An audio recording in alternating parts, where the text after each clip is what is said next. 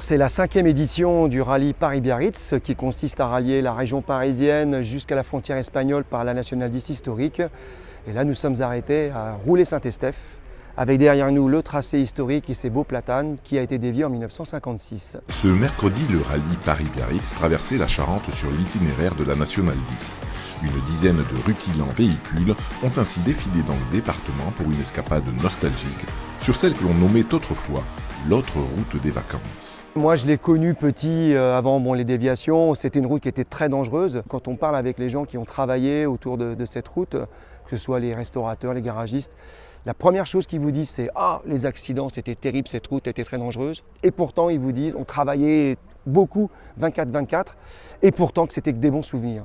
Et je leur dis, c'est bizarre parce que vous commencez par les aspects négatifs en disant que c'était des bons souvenirs. Et bah oui, c'était dangereux, on travaillait beaucoup, mais c'était peut-être aussi parce que c'était leur jeunesse. Le but, c'est de se retrouver entre passionnés du monde de l'automobile ancienne et donc de ce qui va avec la route, de partager 5 jours ensemble et puis de coller au plus proche de ce qu'était tout simplement un voyage entre Paris et la frontière espagnole jusque dans les années 70. Symboliquement, on pose le panneau que j'ai ici sur le pont international à Hendaye et après à Béobi, puisqu'il y a 2 frontières qui sont l'une à côté de l'autre.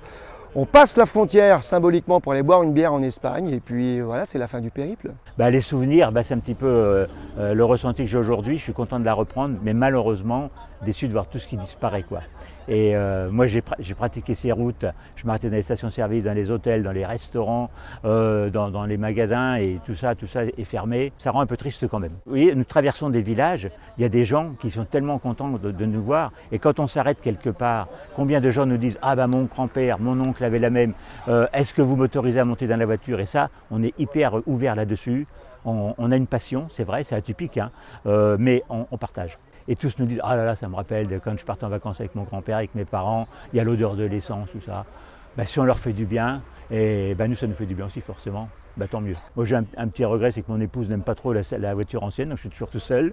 Il n'y a pas de ceinture de sécurité dedans, c'est aussi ce qui la freine beaucoup. Déjà par curiosité, les forces de l'ordre nous contrôlent. Et parfois on a des échanges super sympas avec eux, mais ils le savent, ils connaissent les règles. Ma voiture est en règle, complètement en règle. C'est une voiture de collection, carte grise de collection.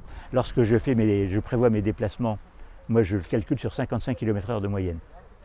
D'accord ? Ça veut tout dire.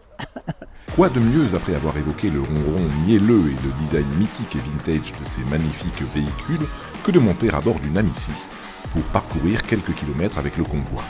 Bon, le début ne s'est toutefois pas passé comme prévu. J'ai un bruit de ferraille. Ah. Je m'arrête juste, mais il y a un truc qui vibre. Je sais ce que c'est. C'est ma tôle de... On va reprendre tout ça.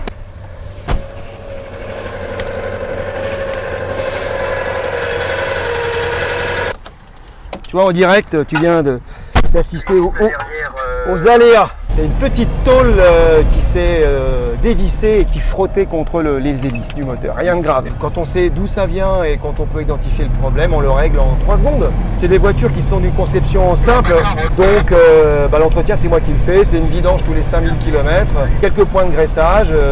L'entretien, il est à l'image de la voiture, c'est-à-dire simple. Et puis telle voiture, c'est moi qui les entretiens parce que les garages aujourd'hui, ils sont plus forcément les compétences où ils veulent plus finalement s'intéresser sur de voitures. Donc ça reste quand même très simple et très sommaire.